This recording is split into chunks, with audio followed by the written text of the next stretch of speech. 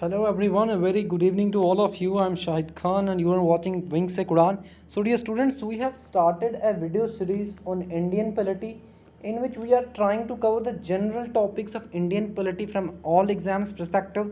चाहे वो आपका SSB एग्ज़ाम हो, JKPSC एग्ज़ाम हो या फिर आपका SSC या फिर कोई और एग्ज़ाम हो जिसमें भी इंडियन पॉलिटी पे क्वेश्चंस पूछे जाते हैं, तो ये सीरीज़ उन सारे एग्ज़ाम्स के लिए इम्पॉर्टेंट है एंड हम हर एक इम्पॉर्टेंट टॉपिक जो है इंडियन पॉलिटी में उसको कवर करने की कोशिश कर रहे हैं। एंड मैं आपको बता दूं, लक्ष्मीकांत बुक के भी जो इम्पोर्टेंट टॉपिक्स हैं हम उनको भी कवर करने की कोशिश कर रहे हैं। So this video series one time solution for all computer exams. तो इसी के लिए हम आज एक और वीडियो आपके लिए लेके आए हैं जिसमें हम कुछ और इम्पोर्टेंट चीज़ें डिस्कस करेंगे। तो चलिए शुरू करते हैं, लेकिन उससे पहले मैं आपको ये भी बता दूं कि VLW के ऑफलाइन बैचेस चल रहे हैं। अगर आप ऑफलाइन आके पढ़ना चाहते हैं तो इन नंबर्स पे आप कांटेक्ट कर सकते हैं एंड आप ऑफलाइन के लिए रजिस्ट्रेशन करा सकते हैं। उसके बाद आपको ऑफलाइन पढ़ने का मौका मिलेगा। एंड अब हम शुरू करते हैं जो हमारा लास्ट टाइम टॉपिक रह गया था, जो हम प्रेसिडेंट डिस्कस कर रहे हैं। एंड प्रेसिडेंट का आज लास्ट पार्ट जो हम डिस्कस करेंगे, इसके बाद प्रेसिडेंट जो है फिनिश हो जाएगा। तो चलिए शुरू करते हैं। तो जैसा कि आप स्क्रीन देख पा रहे हैं, हम डिस्कस कर रहे हैं प्रेसिडेंट ऑफ इंडिया। एंड इससे पहले हम part A and part B इसका डिस्कस कर चुके हैं। एंड ये इसका पार्ट सी है जो कि लास्ट पार्ट रहेगा प्रेसिडेंट ऑफ इंडिया का। एंड मैं आपको बता दूं, प्रेसिडेंट ऑफ इंडिया के रिगार्डिंग जितनी भी इम्पोर्टेंट चीज़ें हैं हम सारी कवर कर चुके हैं। एंड आज पूरी तरह से कंप्लीट हो जाएगा president of India topic. And इसके बाद आपको कोई सोर्स पढ़ने की ज़रूरत नहीं है, दैट्स माय गारंटी। अगर इससे ज़्यादा कहीं पे कोई इंपॉर्टेंट चीज़ मिलती है तो आप कमेंट में ज़रूर लिखिएगा। तो चलिए शुरू करते हैं हम आज की डिस्कशन हमारी। तो ऑलरेडी हम पावर्स ऑफ प्रेसिडेंट को डिस्कस कर रहे हैं। एंड हम काफ़ी सारे financial powers, executive powers, legislative powers, emergency powers, इस तरह की चीज़ें हम ऑलरेडी डिस्कस कर चुके हैं। तो आज हम डिस्कस करने जा रहे हैं, आप यहाँ पे स्क्रीन पे देख पा रहे हैं, veto power of the president. Okay, अभी तक आपने सिर्फ ये सुना होगा कि यूनाइटेड नेशन सिक्योरिटी काउंसिल में जो 5 परमानेंट मेंबर्स होते हैं उनके पास वीटो पावर होता है। एंड वीटो पावर एक नेगेटिव पावर है, लेकिन मैं आपको बता दूं प्रेसिडेंट ऑफ इंडिया भी एक तरह के वीटो पावर्स को एक्सरसाइज करता है विद इन इंडिया। ओके, तो हम देखते हैं कि वो कौन से पावर्स हैं एंड किस तरह से प्रेसिडेंट को एक्सरसाइज करता है और वीटो पावर किस किस टाइप के हैं जो प्रेसिडेंट एक्सरसाइज करता है इंडिया में। तो सारी चीज़ें हम जानेंगे समझेंगे इसमें। चलिए शुरू करते हैं। तो यहाँ पे सबसे पहले मैं आपको बता दूं कि जब पार्लियामेंट का काम क्या है आपको पता है। पार्लियामेंट जो है, पार्लियामेंट लॉज बनाता है, ये लॉ मेकिंग बॉडी है, supreme law making body in India. तकरीबन हर एक चीज़ पे पार्लियामेंट लॉ बना सकता है। एंड इसके साथ मैं आपको बता दूं, पार्लियामेंट में जब कोई लॉ बनने वाला होता है तो सबसे पहले बिल इंट्रोड्यूस होती है। वो बिल दोनों हाउसेज में पास होती है, ये मैं आपको ऑलरेडी कह चुका हूँ। एंड देन उसको प्रेसिडेंट सिग्नेचर करता है अपना, एंड उसके बाद वो बिल लॉ बनता है। तो यहाँ पे यही सीन है कि जब एक बिल जो है प्रेसिडेंट को दी जाती है असेंट के लिए, यानी कि आप इसको देखें एंड इस पर साइन करें एंड इसको अप्रूव करें, तो तब करता है वीटो पावर एक्सरसाइज प्रेसिडेंट। जब प्रेसिडेंट को बिल दी जाती है, यानी कि लोकसभा एंड राज्यसभा ने बिल पास कर दी, अब इसको प्रेसिडेंट के पास भेजना है। तो जब ये प्रेसिडेंट के पास असेंट के लिए जाती है तो तब प्रेसिडेंट के पास वीटो पावर एक्सरसाइज करने के पावर्स कॉन्स्टिट्यूशन में दिए गए हैं। तो यहाँ पे क्या है, ये आर्टिकल 111 के अंडर असेंट देता है प्रेसिडेंट बिल्स को, ये आप याद रखेंगे।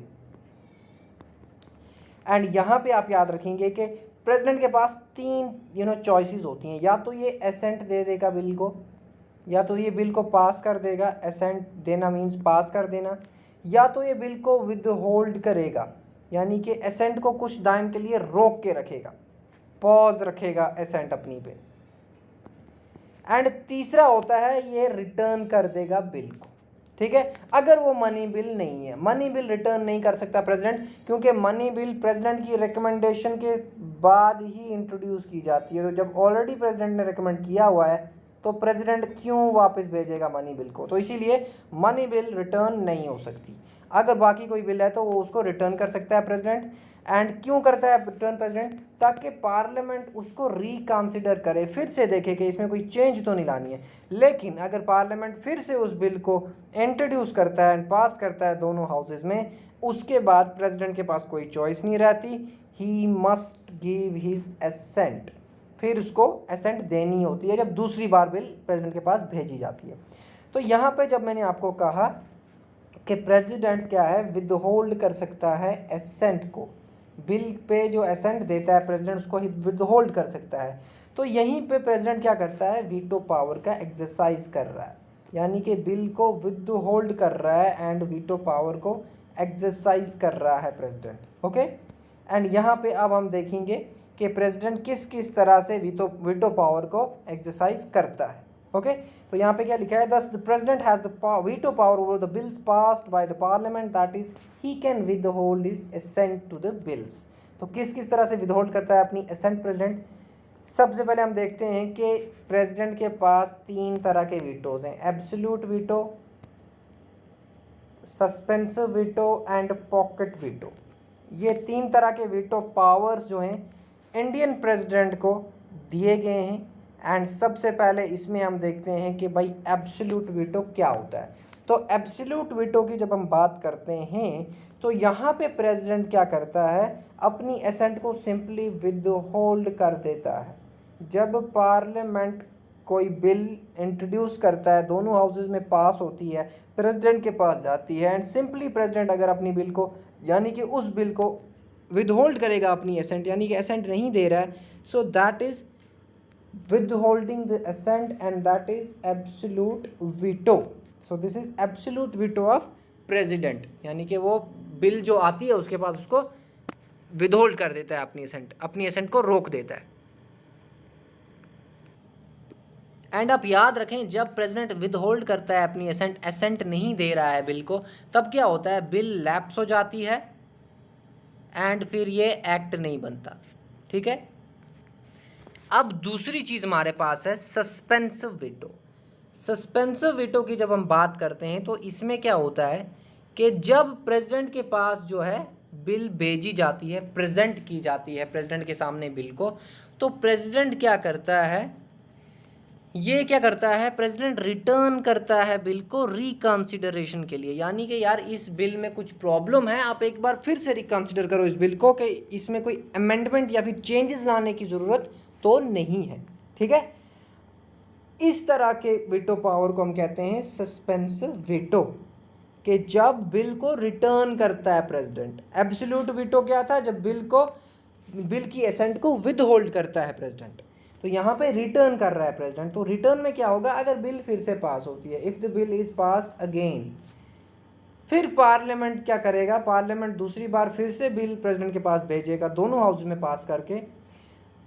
इस बार क्या होता है, प्रेसिडेंट के लिए ऑब्लिगेटरी हो जाता है कि वो उसको एसेंट देनी ही देनी है इस बिल को। तो पहली बार प्रेसिडेंट ने बिल को रिटर्न कर दिया, लेकिन दूसरी बार फिर से जब प्रेसिडेंट के पास बिल रिटर्न प्रेजेंट हुई, तब प्रेसिडेंट को एसेंट देनी ही देनी है, वो ऑब्लिगेटरी हो जाती है एंड प्रेसिडेंट ना तो रिटर्न कर सकता है ना तो विदहोल्ड कर सकता है। ये है सस्पेंसिव वीटो। इसके बाद आप याद रखेंगे कि प्रेसिडेंट जो है, president as I told you people के मनी बिल्स में सस्पेंसिव वीटो यूज़ नहीं हो सकता, क्योंकि मनी बिल रिटर्न ही नहीं हो सकती, क्योंकि मनी बिल प्रेसिडेंट के रिकमेंडेशन के बाद ही इंट्रोड्यूस की जाती है। ठीक है, तो इसलिए मनी बिल के केस में प्रेसिडेंट सस्पेंसिव वीटो का इस्तेमाल नहीं कर सकता, आप ये याद रखें। दूसरी बात, जस्ट ए सेकेंड, लेकिन आप यहाँ पे ये ज़रूर याद रखेंगे कि प्रेसिडेंट रिटर्न नहीं कर सकता, लेकिन प्रेसिडेंट मनी बिल को विद होल्ड ज़रूर कर सकता है। ओके, तो प्रेसिडेंट रिटर्न नहीं कर सकता बट ये विद होल्ड कर सकता है मनी बिल को, ये आप याद रखेंगे। रिटर्न नहीं कर सकता बट विद होल्ड कर सकता है मनी बिल को, ये आप याद रखेंगे। इसके बाद तीसरा वीटो हमारे पास है पॉकेट वीटो। पॉकेट वीटो का यहाँ पे मीनिंग क्या है कि ना तो प्रेसिडेंट बिल को एसेंट दे रहा है, ना तो प्रेसिडेंट बिल को रिजेक्ट कर रहा है। सस्पेंस रख दिया प्रेसिडेंट ने कि ना तो मैं इसको रिजेक्ट कर रहा हूँ ना मैं इसको एक्सेप्ट कर रहा हूँ, तो क्या हो रहा है कि सिंपली बिल जो है प्रेसिडेंट के पास पेंडिंग है एंड हाउसेस दोनों वेट कर रहे हैं कि प्रेसिडेंट इसको क्या करेगा, एसेंट देगा। एंड इस पॉकेट वीटो का कोई टाइम नहीं है, this can be for indefinite period. ठीक है, तो प्रेसिडेंट के पास यहाँ पे पावर है कि वो बिल पे कोई एक्शन नहीं देता, पर this power of president not to take any action on the bill is known as pocket veto. यानी कुछ प्रेसिडेंट के पास आया एंड प्रेसिडेंट ने जेब में डाल दिया एंड भूल गया प्रेसिडेंट, ठीक है, तो ना रिजेक्ट कर रहा है ना अप्रूव कर रहा है, तो ये है पॉकेट वीटो। तो हमने 3 वीटोज़ में क्या समझा, पहले वीटो में हमने ये समझा कि हमारे पास जो एब्सोल्यूट वीटो है इसमें विदहोल्ड की जाती है एसेंट एंड बिल लैप्स हो जाती है एंड फिर वो एक्ट नहीं बनता। सस्पेंसिव वीटो में हमने क्या देखा कि बिल को रिटर्न करता है प्रेसिडेंट, लेकिन दूसरी बार जब बिल फिर से प्रेसिडेंट के पास आती है तो उसको देनी ही देनी है अपनी एसेंट। तीसरे वीटो में हमने क्या देखा कि जब प्रेसिडेंट के पास बिल आती है वो ना तो रिजेक्ट कर रहा है ना तो उसको एक्सेप्ट कर रहा है ना तो अप्रूव कर रहा है ना तो रिजेक्ट कर रहा है, तो सिंपली बिल को पेंडिंग रख रहा है एंड इनडेफिनेट टाइम होता है इसका, तो इसको कहते हैं पॉकेट वीटो। कॉन्स्टिट्यूशन में पॉकेट वीटो का कोई टाइम लिमिट नहीं है। ठीक है, तो ये हमारे पास 3 वीटो पावर्स हैं जो प्रेसिडेंट को कॉन्स्टिट्यूशन में दिए गए हैं। इसके बाद हमारे पास आता है pardoning power of the president, article 73। तो आर्टिकल 72 में क्या है कि प्रेसिडेंट के पास पार्डनिंग पावर्स हैं। अब आर्टिकल 72 कॉन्स्टिट्यूशन का क्या कहता है कि प्रेसिडेंट को पार्डन के पावर दिए गए हैं कि जो लोग कन्विक्ट किए गए हैं एंड डिफरेंट कोर्ट्स ने उनको पनिशमेंट्स दी गई हैं डिफरेंट कोर्ट्स के द्वारा लोगों को, एंड उन पनिशमेंट्स की पार्डन जो है वो पावर जो है वो प्रेसिडेंट के पास है कि उन पनिशमेंट को माफ़ कर सकता है या फिर उन पनिशमेंट्स में रिलैक्सेशन ला सकता है एंड बहुत सारी चीज़ें हैं जो मैं आगे आपको समझाऊंगा। 72 में आप इतना याद रखेंगे कि pardoning power of the president है आर्टिकल 72 में, एंड यहाँ पे आप याद रखेंगे कि जब किसी व्यक्ति को पनिशमेंट मिलती है किसी यूनियन लॉ के अगेंस्ट, यानी कि उसने कोई ऐसा लॉ तोड़ा है that is a union law, ठीक है, तो उस ऑफेंस के अगेंस्ट अगर कोई पनिशमेंट या फिर सेंटेंस, डेथ सेंटेंस भी मिला है किसी व्यक्ति को, तो उस केस में भी प्रेसिडेंट के पास पार्डनिंग पावर है। या तो कोर्ट मार्शल के थ्रू पनिशमेंट मिली है या सेंटेंस मिला है, तो उसमें भी प्रेसिडेंट अपना पार्डनिंग पावर इस्तेमाल कर सकता है। एंड या तो सेंटेंस यानी कि डेथ सेंटेंस मिला है, तो इस केस में भी पार्डनिंग पावर का इस्तेमाल कर सकता है प्रेसिडेंट। तो यहाँ पे आप याद रखेंगे कि पार्डनिंग पावर जुडिशरी से इंडिपेंडेंट है क्योंकि ये एक एग्जीक्यूटिव पावर दिया गया है प्रेसिडेंट ऑफ इंडिया को। ठीक है, ये 2 कंडीशंस के लिए दिया गया है, इसके 2 रीजंस हैं। पहला रीजंस तो ये है ताकि कभी कभी ऐसा भी होता है कि कोर्ट की तरफ से एरर हो जाता है, there is a judicial error, यानी कोर्ट की तरफ से कोई ऐसी पनिशमेंट डिक्लेयर कर दी जाती है किसी व्यक्ति के लिए जो कि उसके लिए सही नहीं है या फिर कोई जुडिशियल एरर है, उसकी वजह से उस केस में प्रेसिडेंट के पास पार्डनिंग पावर है कि प्रेसिडेंट पार्डनिंग पावर का इस्तेमाल कर सकता है एंड उस व्यक्ति को बचा सकता है या फिर उस व्यक्ति की पनिशमेंट में रिलैक्सेशन दिलवा सकता है उसको। दूसरा ये है कि अगर दूसरा रीज़न ये है कि अगर किसी को सेंटेंस मिला है, डेथ सेंटेंस मिला है, तो उसको रिलीफ भी प्रोवाइड की जा सकती है अगर प्रेसिडेंट को लगता है कि उसकी जो पनिशमेंट है वो बहुत ज़्यादा हार्श है, तो उस केस में भी प्रेसिडेंट क्या है अपना पार्डनिंग पावर जो है उसका इस्तेमाल कर सकता है। ठीक है, तो 2 केसेस में, एक तो अगर जुडिशियल एरर हो जाए एंड दूसरा जब पनिशमेंट हार्श हो, प्रेसिडेंट को लगे कि ये पनिशमेंट इस व्यक्ति को कुछ ज़्यादा ही दे दी कोर्ट ने, इस वजह से मैं पार्डनिंग पावर का इस्तेमाल करके इसको रिलैक्सेशन देना चाहता हूँ। तो ये 2 रीज़न्स हैं, मेन रीज़न्स। अब आगे चलते हैं तो पार्डनिंग पावर्स के कुछ टाइप्स हैं। पहला जिसको पार्डन कहते हैं, एंड इसमें क्या है कि इसमें डेथ सेंटेंस को एंड कन्विक्शन को कम्प्लीटली रिमूव किया जाता है, यानी कि बिल्कुल बरी कर दिया जाता है एक, यानी कि जिसने क्राइम किया होता है, कोई ऑफेंस किया होता है, उसको कम्प्लीटली फ्री कर दिया जाता है उस पर्टिकुलर पनिशमेंट से जो पनिशमेंट उसको दी गई होती है कोर्ट के द्वारा। सारे सेंटेंसेस, पनिशमेंट्स एंड डिस्क्वालिफिकेशन से उसको क्या कर दिया जाता है, एब्जॉल्व कर दिया जाता है, यानी कि फ्री कर दिया जाता है। इसको पार्डन कहते हैं। दूसरा हमारे पास है कम्यूटेशन। कम्यूटेशन की जब हम बात करते हैं तो इसमें क्या है कि पनिशमेंट का सब्स्टिट्यूट हम ढूंढते हैं, यानी कि हम नहीं ढूंढते हैं, प्रेसिडेंट एक पनिशमेंट का सब्स्टिट्यूट दे देता है इस व्यक्ति को। अगर पर्सन ए है, इसको 20 साल की जेल हुई है, तो प्रेसिडेंट इसको थोड़ा सा लाइटर फॉर्म कर देगा, 10 साल की जेल करवा देगा या फिर 7 साल की जेल करवा देगा। तो यहाँ पे क्या हो रहा है कि सब्स्टिट्यूट कर रहे हैं पनिशमेंट को, ठीक है। तो यहाँ पे ऐसा भी हो सकता है कि इसकी बेस्ट एग्जांपल कम्यूटेशन की ये रहेगी कि अगर किसी को डेथ सेंटेंस दिया गया है, किसी को डेथ सेंटेंस अगर दिया गया है, तो उसका हम नेचर चेंज करके एक लाइटर फॉर्म, यानी कि हम इम्प्रिजनमेंट उसको दे सकते हैं कि भाई मारो नहीं, फांसी नहीं दो, बट उसको इम्प्रिजनमेंट दे दो 15 साल के लिए, ठीक है, बट डेथ सेंटेंस नहीं दो। तो हम क्या कर रहे हैं, सब्स्टिट्यूट दे रहे हैं यहाँ पे डेथ सेंटेंस के लिए, किसको, इम्प्रिजनमेंट को। तो ये कम्यूटेशन है। तीसरा सिंपल है रीमिशन। रिमिशन जो है हमारे पास, ये क्या है, पीरियड ऑफ सेंटेंस को रिड्यूस किया जाता है कैरेक्टर को चेंज करने के बिना ही।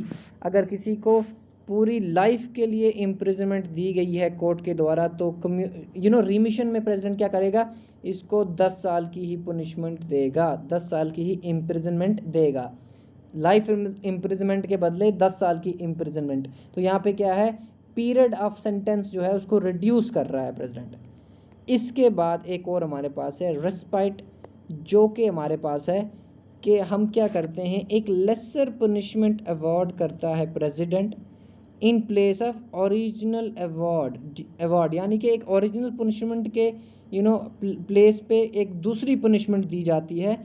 ताकि ये कब होता है, जब अगर कोई स्पेशल केस है, जैसे कि फिजिकल डिसेबिलिटी है किसी व्यक्ति को, तो उसको एक पनिशमेंट के लिए कोई दूसरी punishment, lesser form of punishment दिया जाता है। जैसे कि अगर कोई प्रेग्नेंट वुमेन है, तो उसको अगर कोई ऐसी हार्श पनिशमेंट दी गई है, तो उसके लिए president respite power, pardoning power use करेगा। एंड इसमें क्या होगा, एक प्रेग्नेंट वुमेन को एक डिफरेंट तरह की पनिशमेंट दी जाएगी, बट एक लेसर टाइप ऑफ पनिशमेंट दी जाएगी ओरिजिनल के बदले, ठीक है। तो ये आप याद रखेंगे। इसके बाद हमारे पास है रिप्रीव। तो रिप्रीव का यहाँ पे मीनिंग है कि एग्जीक्यूशन ऑफ सेंटेंस पे क्या कर देना, स्टे लगा देना, रोक लगा देना। स्पेशली क्या, अगर डेथ सेंटेंस किसी को दिया गया है कि 20 जुलाई को किसी को डेथ सेंटेंस दिया गया है, एंड प्रेसिडेंट ने क्या किया, इस 20 जुलाई वाले डेथ सेंटेंस पे स्टे लगा दिया। अब नई डेट आएगी जब देखा जाएगा कि इस व्यक्ति को कब डेथ सेंटेंस दिया जाए, लेकिन ये टेम्परेरी टाइम के लिए होता है, आप ये याद रखेंगे। एंड इसके बाद हमारे पास एक और इम्पोर्टेंट चीज़ है जो है आर्टिकल 161।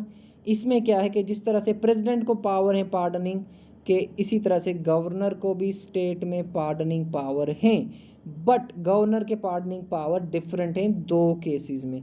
दो ऐसी कंडीशंस हैं, दो ऐसे केसेस हैं जहां पर गवर्नर का pardoning power is different from president's pardoning power. तो यहाँ पे क्या है, पहली बात, प्रेसिडेंट पार्डनिंग पावर जो है ये डेथ सेंटेंस के लिए भी यूज़ किया जा सकता है प्रेसिडेंट के द्वारा। जो अगर कोर्ट मार्शल डेथ सेंटेंस दे रहा है, अगर सेंटेंस दे रहा है कोर्ट मार्शल, सॉरी यहाँ पे मैं फिर से आपको बताता हूँ कि प्रेसिडेंट जो है वो अपना पार्डनिंग पावर कोर्ट मार्शल के सेंटेंसेस के लिए भी यूज़ कर सकता है। यानी कि आर्मी में किसी पे कोर्ट मार्शल होता है, उसके बाद उसकी पनिशमेंट डिसाइड होती है, तो उस पनिशमेंट के लिए भी पार्डनिंग पावर जो है एक्सरसाइज कर सकता है प्रेसिडेंट। ये एक चीज़ है, लेकिन गवर्नर नहीं कर सकता कोर्ट मार्शल के केस में। कोर्ट मार्शल के केस में सिर्फ प्रेसिडेंट ही पार्डनिंग पावर का इस्तेमाल कर सकता है, नॉट गवर्नर, ठीक है। दूसरा, प्रेसिडेंट जो है यहाँ पे डेथ सेंटेंस के लिए पार्डनिंग पावर का इस्तेमाल कर सकता है, लेकिन गवर्नर नहीं कर सकता। इवन अगर स्टेट का लॉ ये प्रिस्क्राइब करता है कि इस बंदे को डेथ सेंटेंस दो, फिर भी पार्डनिंग पावर जो है सिर्फ प्रेसिडेंट के पास है, गवर्नर के पास नहीं है। तो दो चीज़ें आप याद रखेंगे, इन केस ऑफ आर्मी यानी कि कोर्ट मार्शल की punishment, and in case of death sentence, इन दो केसेस में सिर्फ और सिर्फ प्रेसिडेंट ही पार्डनिंग पावर का इस्तेमाल कर सकता है, नॉट गवर्नर। इसके बाद हमारे पास एक और इम्पोर्टेंट चीज़ है, that is ordinance power of the president. Ordinance making power, ordinance making power 123 article में है, प्रेसिडेंट को दिए जाते हैं कॉन्स्टिट्यूशन में। एंड यहाँ पे क्या है कि अगर पार्लियामेंट का रिसेस है, मैंने आपको बताया था सेशंस जो होते हैं उनमें जो गैप होता है, जब पार्लियामेंट की मीटिंग्स नहीं होती हैं, उनको रिसेस कहा जाता है, उन गैप्स को। जैसे कि बजट सेशन है हमारे पास, मानसून सेशन है हमारे पास, विंटर सेशन है। बजट सेशन और मानसून सेशन में एक गैप होगा जिसको रिसेस कहेंगे। इस टाइम पे हाउसेस क्या होते हैं, नहीं होते हैं पार्लियामेंट में प्रेजेंट। तो यहाँ पे इस टाइम पे क्या होता है, ऑर्डिनेंसेस प्रेसिडेंट क्या कर सकता है, पास कर सकता है। ये टेम्परेरी लॉज होते हैं, आप ये याद रखेंगे। एंड इन ये सेम वैसे ही इनका पावर होता है जैसे एक्ट ऑफ पार्लियामेंट का पावर है, ठीक है। लेकिन यहाँ पे आप एक चीज़ याद रखेंगे कि प्रेसिडेंट जो है ये ऑर्डिनेंसेस को इशू कर सकता है जब दोनों हाउसेस या फिर कोई एक हाउस सेशन में नहीं है, when either of the house of parliament is not in session or when both the houses of parliament are not in session, ठीक है। ये ज़रूरी चीज़ है, क्योंकि अगर दोनों हाउसेज होंगे सेशन में तो फिर वो तो खुद भी लॉ बना सकते हैं ना, फिर प्रेसिडेंट की क्या ज़रूरत है, फिर तो प्रेसिडेंट सिर्फ अप्रूवल देगा उन लॉज को। लेकिन जब एक हाउस नहीं है सेशन में या फिर दोनों हाउसेज नहीं है, तब ऑर्डिनेंस मेकिंग पावर का इस्तेमाल कर सकता है प्रेसिडेंट।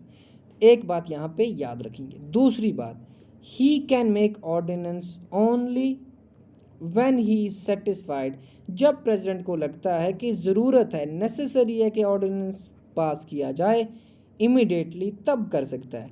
लेकिन यहाँ पे आप याद रखेंगे ये पावर जो है it is justiciable on the ground of mala फाइडी।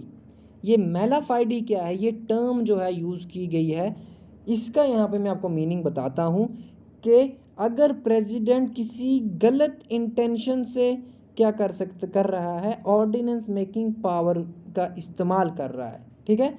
अगर प्रेसिडेंट गलत इंटेंशन से ऑर्डिनेंस मेकिंग पावर का इस्तेमाल कर रहा है, तो उस केस में क्या होगा कि प्रेसिडेंट की इन ऑर्डिनेंस मेकिंग पावर को रीचेक किया जाएगा। एंड ये प्रोविज़न ऐड हुआ 1978 44th अमेंडमेंट एक्ट। तो मेला फाइडे क्या है कि अगर बैड इंटेंशन से प्रेसिडेंट कोई ऑर्डिनेंस बना रहा है, ठीक है, तो ये जस्टिशेबल है। अगर मेलाफाइड सिचुएशन है यानी कि बैड इंटेंशंस का अगर कोई भी एप्रीहेंशन है, तब इस पावर को रीचेक किया जाएगा एंड देखा जाएगा कि क्या सच में इस पर्टिकुलर लॉ की ज़रूरत थी जो प्रेसिडेंट ने बनाया कि नहीं, ठीक है। ये 1978 से पहले ये मेला फाइडे वाला क्लॉज नहीं था, ये कंडीशन नहीं थी, तब बिल्कुल इंडिपेंडेंट था ये ऑर्डिनेंस मेकिंग पावर।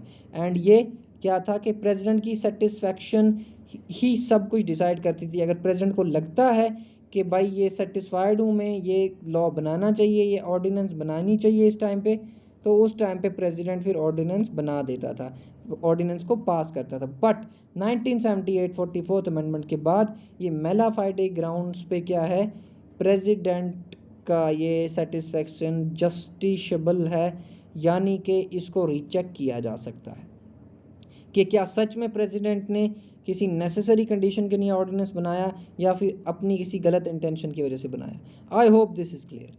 इसके बाद यहाँ पे मैं आपको बताना चाहता हूँ कि एक ऑर्डिनेंस जो है ये प्रेसिडेंट उस लॉ पे ही बना सकेगा जिस पे पार्लियामेंट लॉ बना सकता है। मैंने आपको कहा था हमारे पास लिस्ट हैं, central list, state list, concurrent list. तो स्टेट लिस्ट पे ordinance making power president use नहीं कर सकता, ठीक है।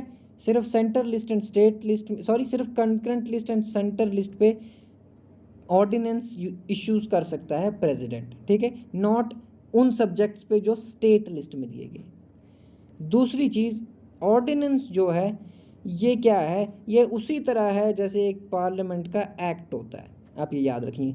लेकिन क्या होता है कि यहाँ पे मैं आपको बता दूँ, एक ऑर्डिनेंस क्या कर सकता है, फंडामेंटल राइट्स को क्या कर सकता है, वॉयलेट नहीं कर सकता। An ordinance can not abridge or take away any of the fundamental rights. तो जिस तरह से पार्लियामेंट फंडामेंटल राइट्स को वॉयलेट नहीं कर सकता, इसी तरह से ऑर्डिनेंस भी किसी भी फंडामेंटल राइट को वॉयलेट नहीं कर सकता। इसके बाद मैं आपको ये भी बता दूं कि पार्लियामेंट जब ऑर्डिनेंस, प्रेसिडेंट जब ऑर्डिनेंस क्या करता है, इशू करता है, कब, जब रिसेस होता है पार्लियामेंट का, तो उसके बाद क्या होता है, जब पार्लियामेंट सेशन में आता है, उस टाइम पे जो ये ऑर्डिनेंसेस होती हैं, अगर पार्लियामेंट सेशन में आने के बाद कोई एक्शन नहीं लेता है ऑर्डिनेंस पे, तो ऑर्डिनेंस 6 वीक्स में क्या हो जाती है, लैप्स हो जाती है, एक्सपायर हो जाती है। ठीक है, ये आप याद रखेंगे। इसके बाद मैं आपको लास्ट चीज़ यहाँ पे प्रेसिडेंट के रिगार्डिंग बताना चाहता हूँ कि पोजीशन क्या है प्रेसिडेंट की। तो मैं आपको बता दूँ, एक नॉमिनल हेड है president. President is a nominal head in India. Nominal head यानी कि रियल हेड हमारे पास प्राइम मिनिस्टर है। इसलिए यहाँ पे क्या है, president is bound by the advice of ministers. Article 74 क्या है, there shall be a council of ministers headed by prime minister to aid and advise the president of India. तो इसलिए प्रेसिडेंट ऑफ इंडिया जो है is always bound by the advice of ministers. दूसरी चीज़, ये head of the state होता है, ये भी आप याद रखेंगे। तीसरी चीज़, ये रिप्रेजेंट करता है नेशन को, बट रूल नहीं करता ये नेशन को। एक और चीज़ ये है कि ये सिंबल ऑफ नेशन भी है। इसके साथ साथ इसका प्लेस जो है एडमिनिस्ट्रेशन में किस तरह से है, जिस तरह से एक सील होती है, एक स्टैंप होता है कि भाई डिसीजंस कोई भी और ले रहा है लेकिन नाम आपका है। ठीक है, किसी और के कंधे पे रख के बंदूक चलाना, इट्स लाइक दैट। ठीक है, प्रेसिडेंट के नाम से सारे एग्जीक्यूटिव डिसीजंस लिए जाते हैं, लेकिन एक्चुअल में डिसीजंस कैबिनेट लेता है। प्राइम मिनिस्टर्स का जो कैबिनेट होता है वो डिसीजन लेता है। ठीक है, पार्लियामेंट डिसीजन लेता है, बट प्रेसिडेंट के नाम से सारे एग्जीक्यूटिव ऑर्डर्स निकाले जाते हैं। लेकिन ये भी आप याद रखेंगे कि प्रेसिडेंट के पास भी कुछ स्पेशल पावर्स हैं, जो कि हम ऑलरेडी पढ़ चुके हैं। So this was all about president of India. We haven't left anything important regarding president of India and the Indian constitution.